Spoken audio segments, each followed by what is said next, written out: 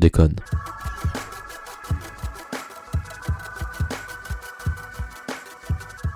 Bonjour à tous et bienvenue dans Bulle d'Art, 7e épisode et 2e de cette petite série consacrée au salon de Montrouge, le salon des jeunes artistes contemporains.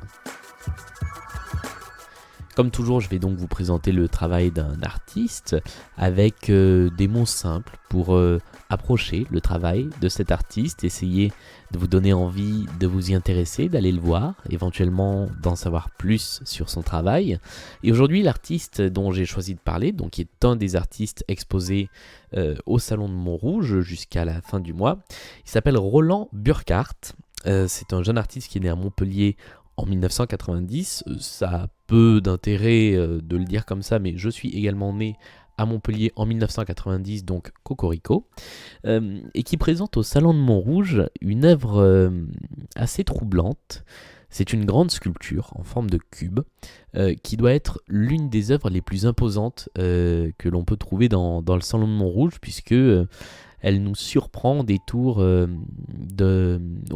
des salles. Il faut savoir que la scénographie en fait du Salon de Montrouge fait que les cimaises, les murs sont faits en X, ce qui fait qu'en fait on a des angles de vue assez réduits. Quand on est face à une œuvre, on voit assez peu celle des salles, ou en tout cas des morceaux de salles qui suivent.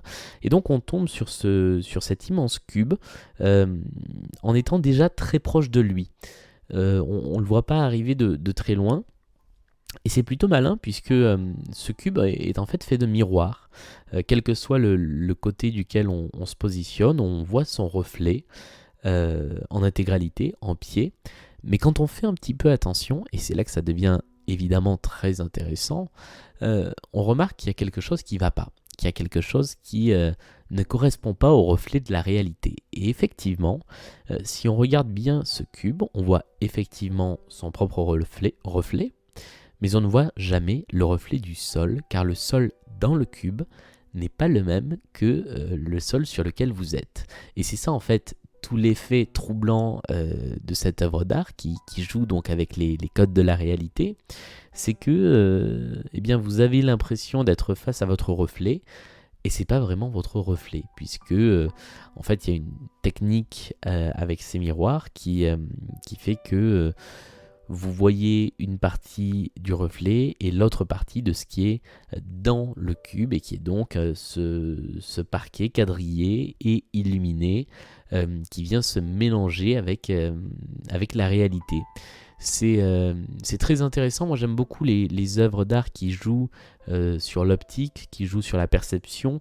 Ça m'a beaucoup fait penser au travail d'un artiste très connu, un artiste danois qui s'appelle Olafur Eliasson, qui joue aussi beaucoup avec des miroirs, avec des effets lumineux, avec la perte des sens. Et je trouve ça particulièrement intéressant parce que c'est une façon très facile en fait d'arriver vers l'art contemporain, d'arriver vers cette œuvre en particulier et vers l'art plus généralement, puisque c'est une œuvre qui n'a pas besoin de comprendre pour être interpellée.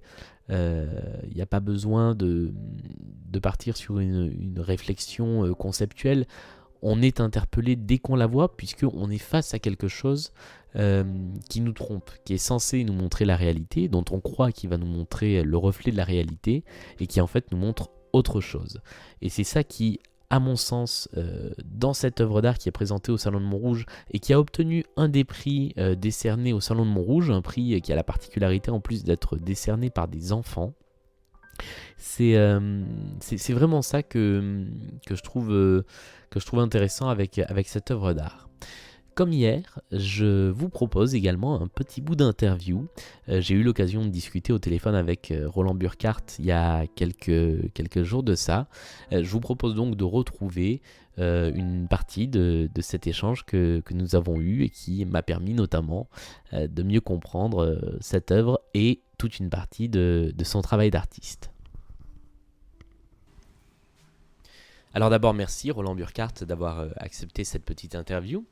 Je voulais vous demander, comme cette œuvre est une œuvre à laquelle on se retrouve directement confronté, quelles sont les réactions que vous avez pu constater ou dont on vous a fait part de la part de visiteurs face à ce cube très imposant?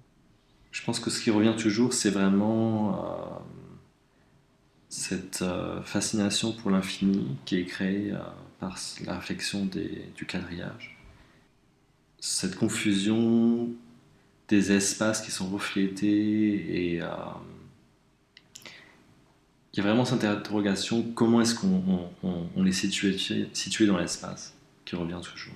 C'est aussi une œuvre qui a l'avantage d'être très accessible, très, très facile à saisir, à percevoir au premier coup d'œil, où il faut quand même avoir des explications et du background pour mieux l'aborder. Je crois que l'œuvre est de toute façon très très directe et on n'a pas eu tout besoin d'avoir des informations supplémentaires. C'est quelque chose de très direct. C'est pour ça aussi d'ailleurs que j'ai reçu ce prix Cristal qui est décerné par des enfants. Et il s'agit vraiment d'une expérience, de remettre ensuite en question la façon dont on perçoit l'espace. Et je pense que c'est quelque chose vraiment que tous les visiteurs font quand ils voient l'œuvre. C'est très direct, c'est vraiment très direct. Et pour vous, c'est une œuvre qui ne peut exister qu'avec du public autour, qu'en interactivité, ou elle a aussi son existence propre? Enfin, je trouve que l'œuvre existe aussi toute seule. Enfin, cet espace, il existe, il se reflète à l'infini et il existe aussi sans le spectateur. Mais bien sûr, ce qui m'est vraiment important, c'est d'expérimenter l'œuvre. Si on regarde un petit peu le reste de votre catalogue, il y a beaucoup d'œuvres aussi comme ça qui jouent avec les illusions d'optique, avec l'emplacement du spectateur. Cette idée de la perception, c'est ce qui oriente votre travail? Ouais, exactement, c'est vraiment, dans beaucoup de travaux, c'est une réflexion sur la façon dont on perçoit notre environnement, comment on se positionne dans celui-ci, comment on s'oriente. Je suis à côté des installations qui sont souvent avec la lumière, des miroirs. Je fais aussi des dessins et que ça crée une sorte de deuxième pôle qui me permet d'expérimenter avec des concepts plus compliqués qui ne seraient pas possibles dans les installations. C'est possible de les faire avec des installations, mais ce serait très très compliqué et ça ne me paraît pas absolument nécessaire. Ces concepts sont plus adaptés pour des dessins en fait. Eh bien, merci beaucoup, Roland Burkhardt, de vous être prêté au jeu de l'interview. Merci à vous d'avoir suivi cette nouvelle bulle d'art. On se retrouve très rapidement pour une troisième bulle d'art consacrée au Salon de Montrouge. D'ici là, comme d'habitude, n'hésitez pas à laisser des commentaires sur iTunes, sur SoundCloud, à vous abonner au podcast, à mettre une note sur iTunes, ça fait toujours progresser le podcast, et puis évidemment à me faire part de vos remarques, de vos recommandations diverses et variées. Je suis toujours preneur de bonnes idées. Salut et à très vite.